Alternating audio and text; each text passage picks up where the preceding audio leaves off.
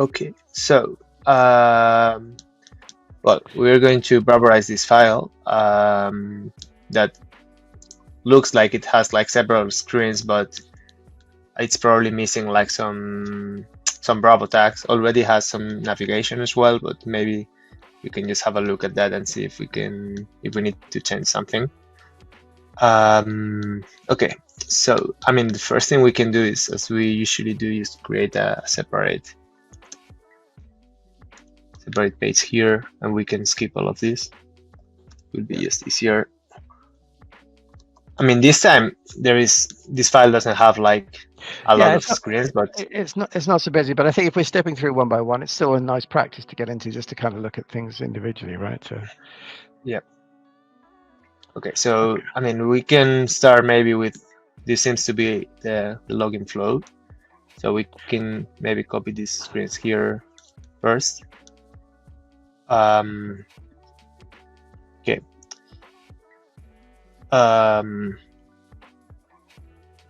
Well, first thing would be actually we need the page login tag.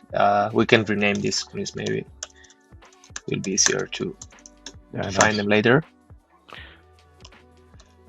So basically this will mean that the user, when they open the app, they will come here and they will need to log in. And then from here, well, actually, what's the orange one then? It looks like it's not used. Sorry? The orange one doesn't appear to be used. The orange one appears to be a login again, but it's not used. It's not part of the navigation. Yeah, actually, I think I didn't copy all the links. This seems, maybe it's the sign up page. So there is like a link here to sign up. Oh, yeah, okay. Yes, you're right. I mean, it seems like there was a link here, or maybe there was not, but there should be. This link here looks like we can remove it. Okay, so now we have here the submit, the sign up page here. Yeah. I mean, here it would depend on the login method they use. If they use Firebase, there is a specific tag they need to use here, which is the Firebase register tag. But that will depend on the sign up, on the login method they implement. Okay. And then here, sorry. I was going to say, can we just, are all the text fields set up as inputs properly? Just look at the email addresses for each of them. Yeah, you should have a look at that. Yes, it looks like input password fine. Nice. Here, as I said here, the action, it would be a submit action actually if you set up the custom login, because it works like a normal form. And then here in the login screen,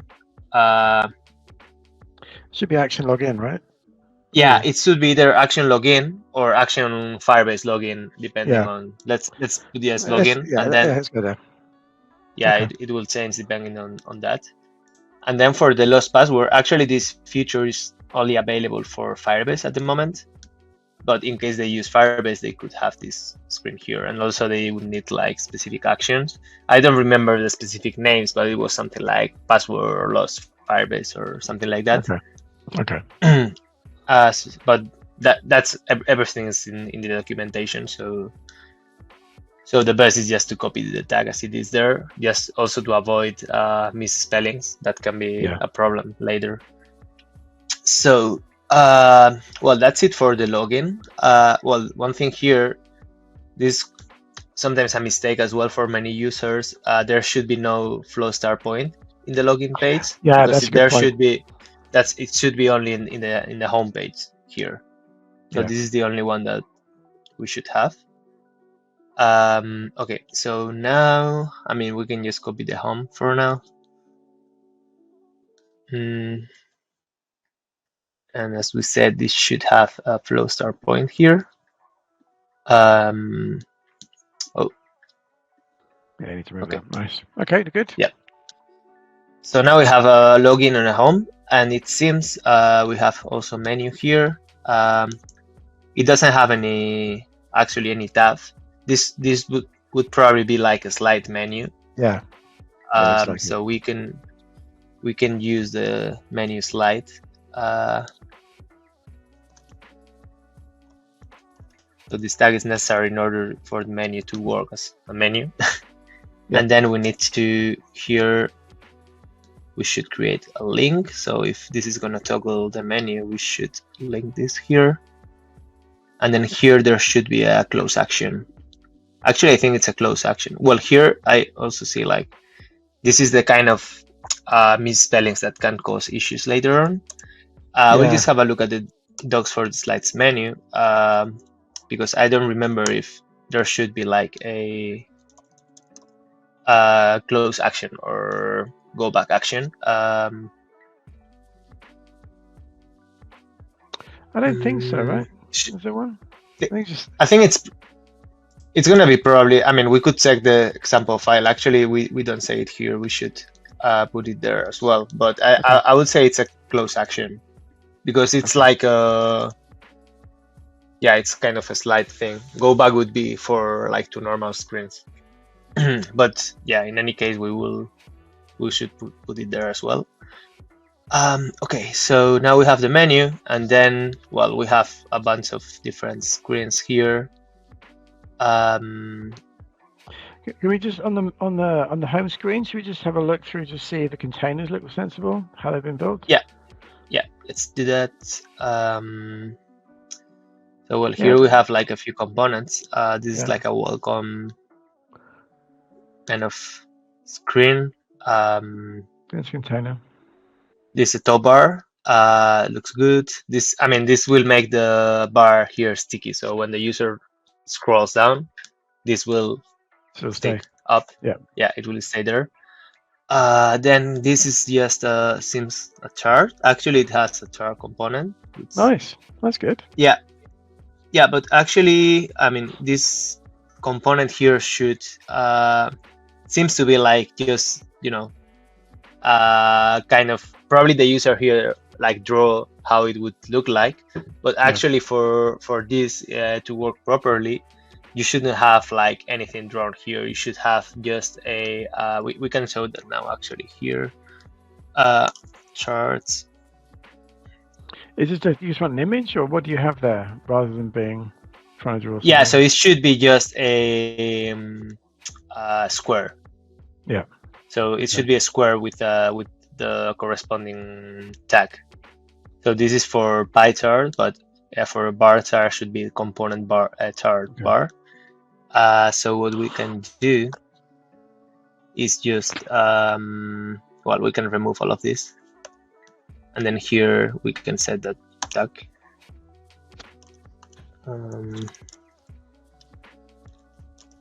I think that's it. I mean, here this name can be anything. It's just doesn't matter. The thing that matters is the tag. So that's the important one. You could have an image as a background, just so to make people look right. You can have a background. Yeah, I mean, because it's a bit tricky because you don't want to have lots of blank boxes. Ideally, you want to have something that looks right while you're building this. Otherwise, you get lost exactly what you're using sometimes. Yeah, that's true. You can actually have any background you want, but then in the app it will be replaced with the with the chart. But yeah, it doesn't matter. Okay, so this looks good now. And then here there is like some data.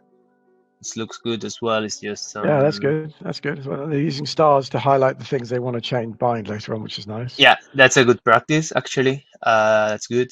And then here, I mean, actually this seems like a list probably, which is gonna be displayed from API data. And actually here, I see that the user created two containers nested like one inside the other, which is not possible to do.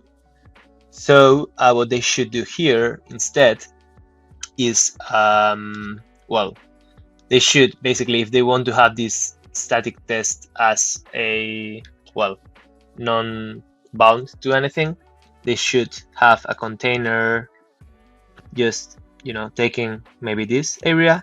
Then they probably will need to change the backgrounds as well, because when you replicate this, you will probably want, like, I don't know. Actually, this would be something interesting to consider maybe as a feature, to be able to have this kind of backgrounds expand, because you will need individual background for each list element. So what you could do, just an idea, you could have this here like this, and then this should be outside this container. So this can be like something like this. And then here, the container always needs to be a frame. It can't be just a group. So you need to surround that with a frame element.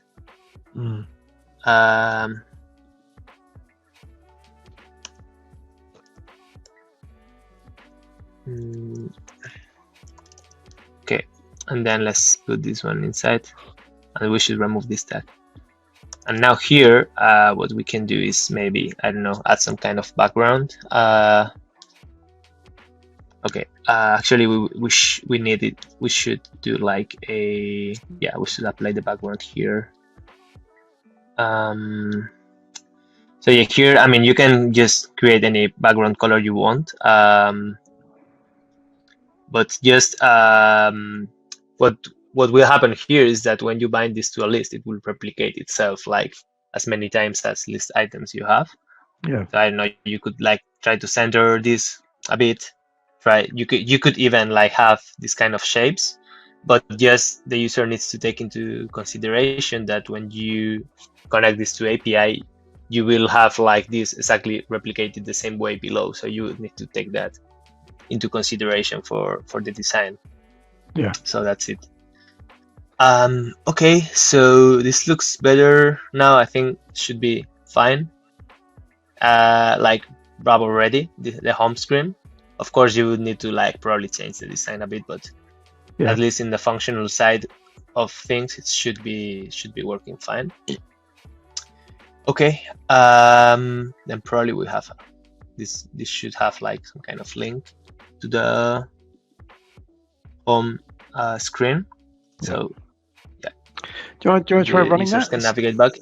See if it works. Sorry? Well, do you want to try running yeah, that? we can. See if it works? Yeah, sure. We can import it. Okay.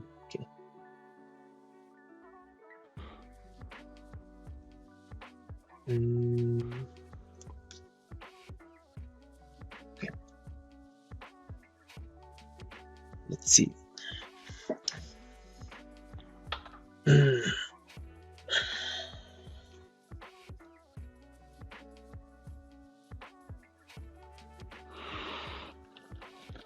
Okay, seems it worked. So yeah, I mean, there is like some notifications here. Oh yeah. Actually, yeah, I mean, this we could have a look at those. I imagine these are problems that they introduced. Let's have a look. Yeah, let's have a look at what it says.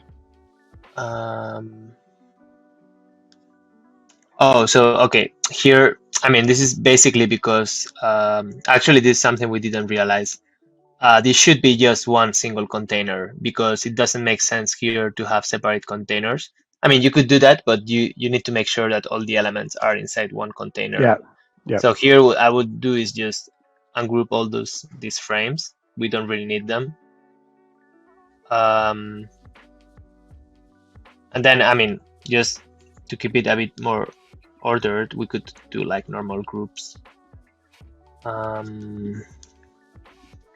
So I think you can select all the items, then just right click and do create your frame selection.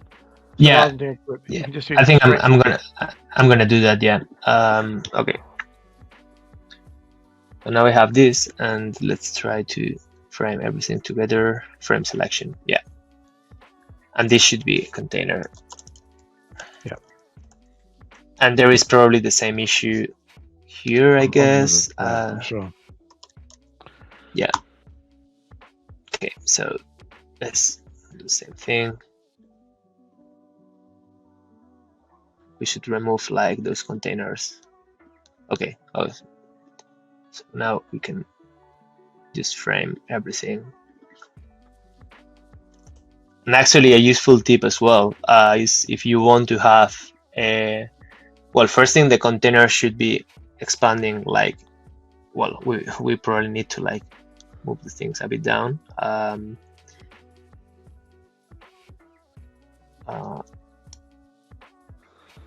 Okay.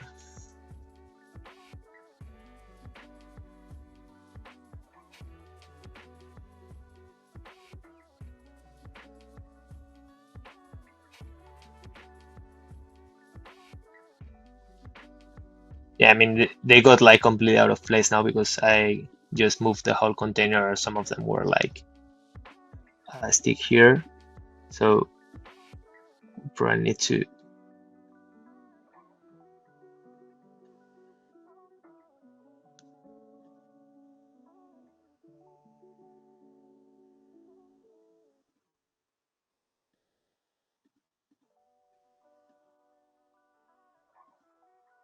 Well, there is like still a bit more to do here, but the point is that the container should take the whole screen area. And then what you can do here is apply a special tag called aspect ratio screen. And basically this is useful to avoid underside scrolling, because otherwise you would kind of the screen would fit depending of the size of the device screen. And for like screens that are smaller than the Figma frame, you will have a scroll. So this tag will make that container take the whole screen height, so it won't have any scrolling. And basically you should do the same thing here. Make the container the same size as the screen frame, and it should be pretty much the same thing here. So we should create just one single container. Group and group, and then just group everything. Nice. Okay. So what we can do now is refresh and see if some of those warnings are gone.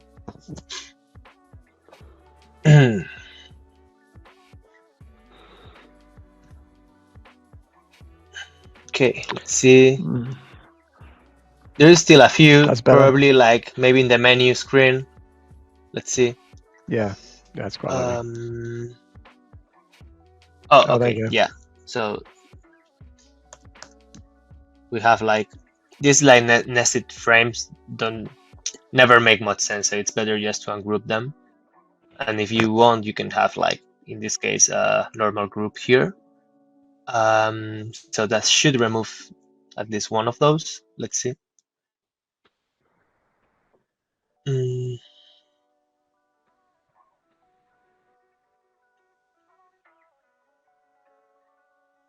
Okay. Yeah, there is one missing here. There we go. Yeah, same thing. Like there shouldn't be 5 different containers. This should be just a single container. So basically what you need to do, actually here is useful to come to the settings.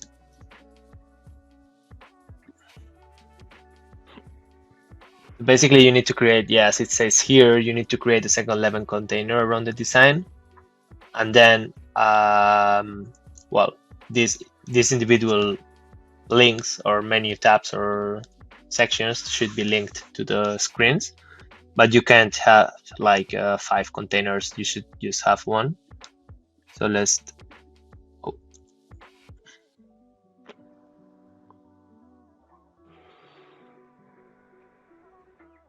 and actually here it makes sense to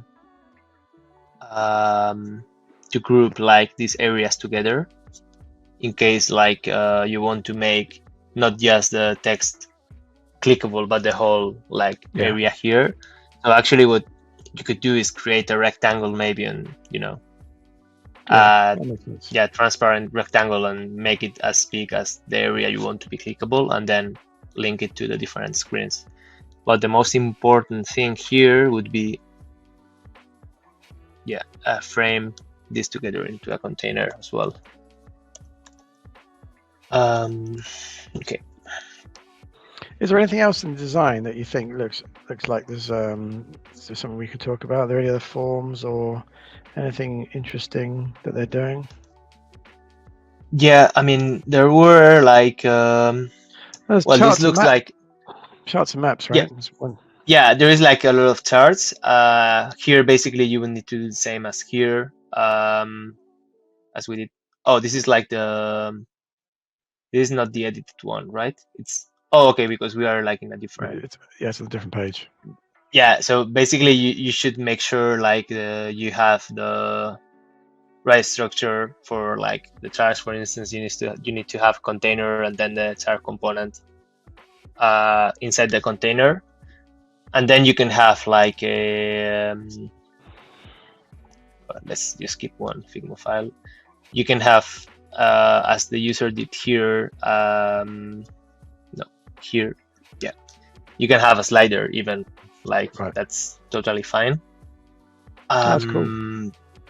Yeah, so yeah, I mean, this is the just then it's a matter of knowing what kind of data you want to display here, how you want to organize the database, if you want to return maybe data for that specific week or the week before or whatever you want to do.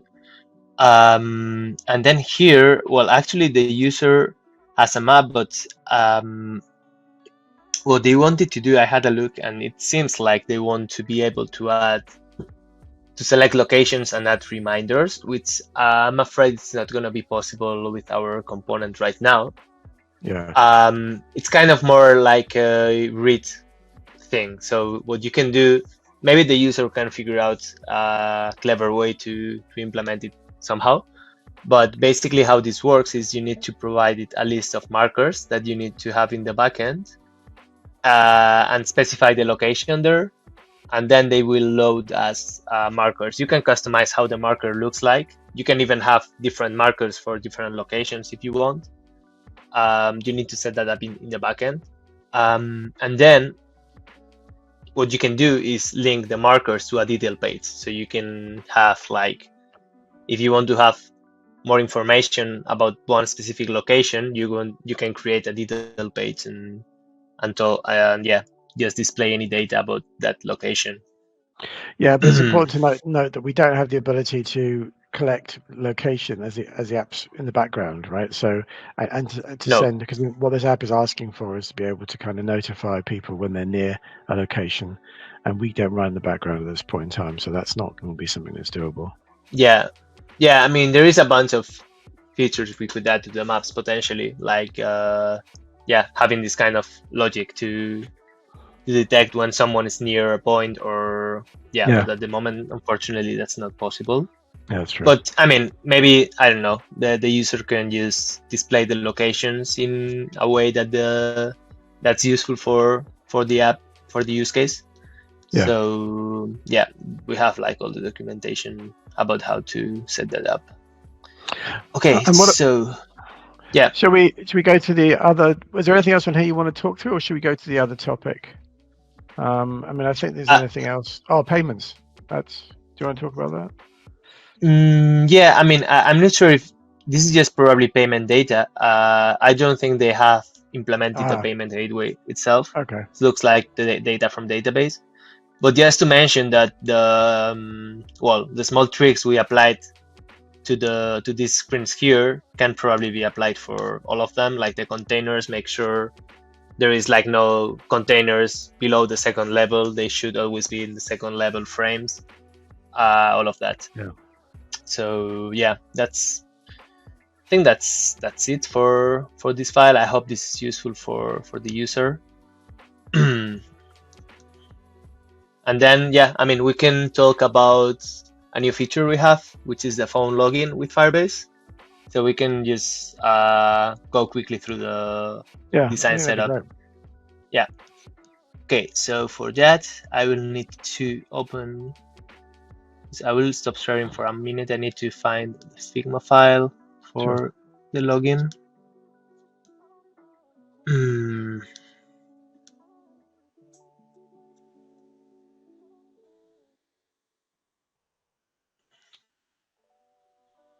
Okay, here we go. You got it?